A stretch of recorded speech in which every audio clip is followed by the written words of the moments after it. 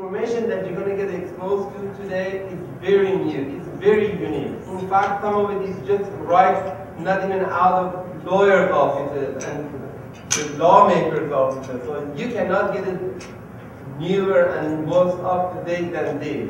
Please help me welcome Mr. Chris Verbiest.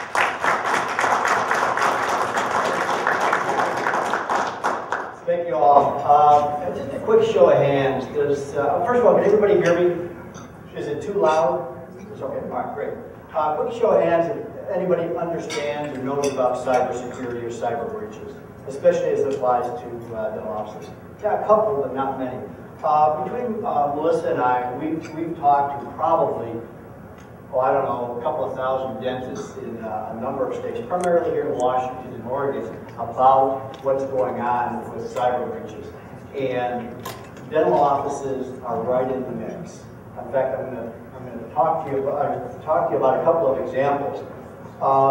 Last week, the feds finally finalized what they call the omnibus HIPAA rules. And so I'm going to have to beg for your patience here. Usually I don't have a lot of notes, but I didn't have a chance to change the PowerPoint. And in fact, I asked, we're working with two law firms to really dissect the new rules on how it specifically applies to dental offices. And I talked to my good friend Stephen Rose, who's an attorney up at Garvey Shebert Bear in Seattle, if he could get that to me. He said, well, when do you need it? And I said, well, I need it by Thursday because my class is Friday. And he says, Chris, it's 600 pages. I talked to him on Tuesday. So we will get that to you, and we'll either publish it or send out notices, probably put an article in the WSDA News so you can have that. By the way, I also want to let you know that Matt and Carrie from Whittier are here. So welcome. Thanks for coming down, guys. So I want to start out this way. I usually don't talk about this till the end, but I have got some pushback from some dentists before. So I want to start right out, full disclosure. Most insurance companies, if not all insurance companies now, do not cover anything with cyber breaches in the professional liability or the BOP coverages. There used to be some minor coverage in there, but it has become such a big deal that all insurance companies are pulling out the coverage, and now there is a product available just for cyber breaches. And I'm not going to talk about that. This isn't a big sales push. This is more of an informational thing. But you need to know, unless you have a separate policy for it, if you have a breach, the costs are going to be out of pocket. Okay? So keep that in mind. I always like to start with some examples of breaches. And I'll start with some big ones that have been in the news. And by the way, if you just Google cyber breach, or you go into the Wall Street Journal or any major newspaper, you will find something about a cyber breach virtually every day. I get a blog, an insurance blog that's sent to me daily.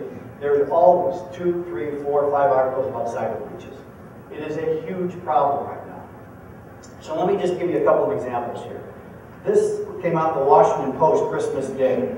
Healthcare sector vulnerable to hackers, researcher says. By the way, dentists are lumped into a sector called healthcare. You'll see a chart coming up that has healthcare. That includes dentists, and dentists are proportionate. Breaches in dental practices are proportionate within the healthcare sector. Nationwide data breach could affect 1.1 million customers. That was December 6th. White House confirms Chinese hack attack on White House computer.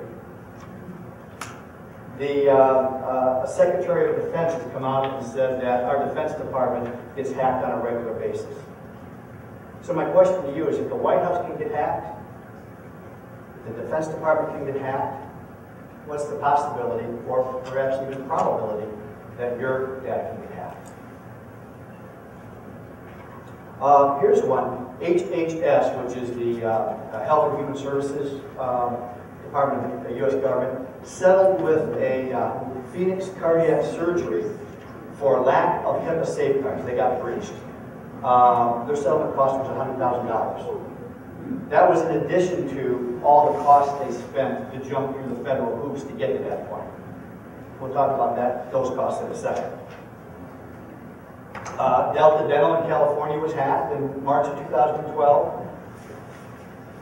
You guys, maybe you've heard of a company called Flex Physical Therapy in Bothell, Washington. They were, and this is all public record, all public information by the way. They were hacked last March. Here's one on Wells Fargo, JP Morgan Chase, and Bank of America were all hacked.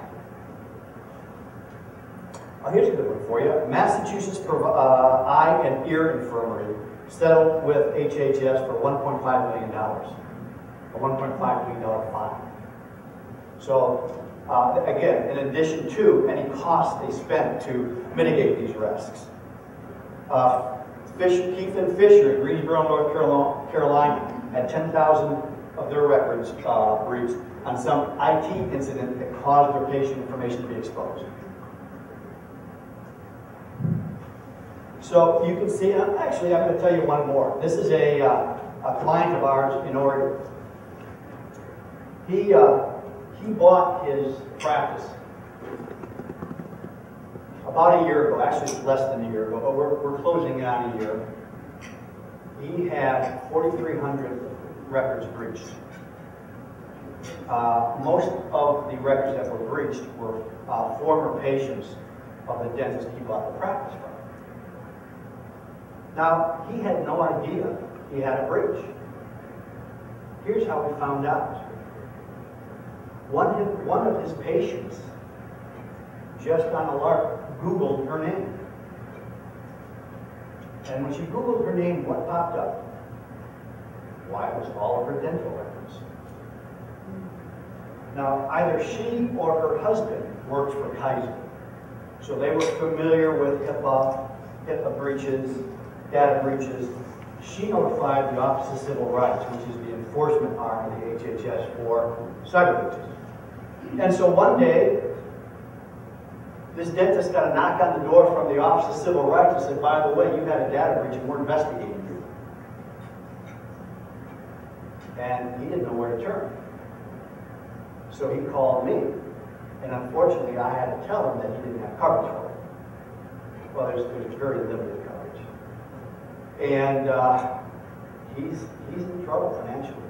To date, he has spent in excess of $100,000 out of pocket trying to comply with all the hoops the feds make you jump through. And I talked to his attorney. His attorney is one of the guys that's working on this stuff for him.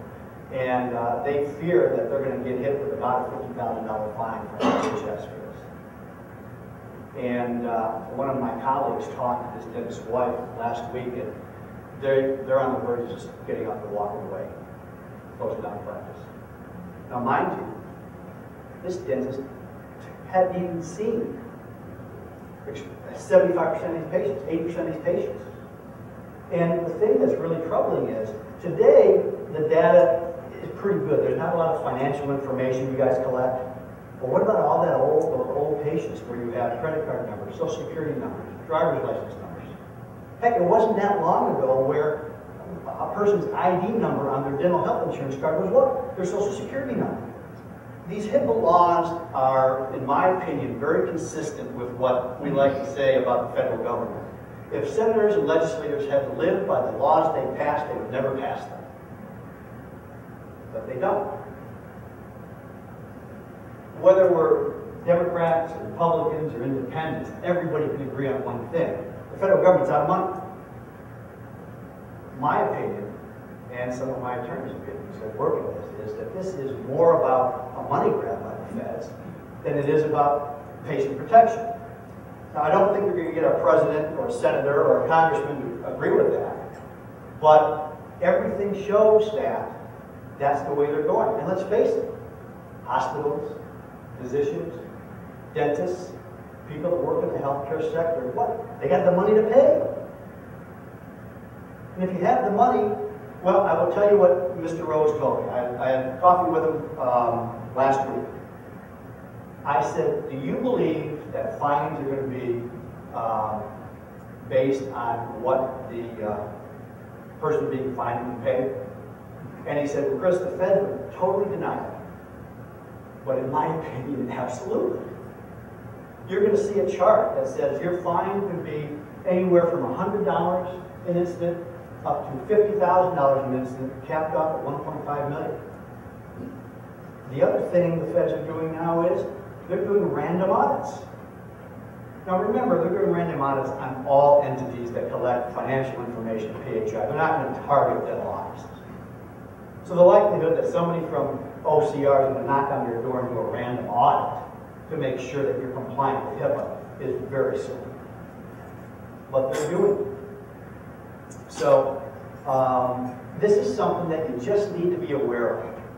The purpose of this is to educate you guys on the potential risks and to give you a way to, somebody that's an expert that can give you a risk assessment, that can make sure you have policies and procedures in place, and if you want to insure against it, you have an option to.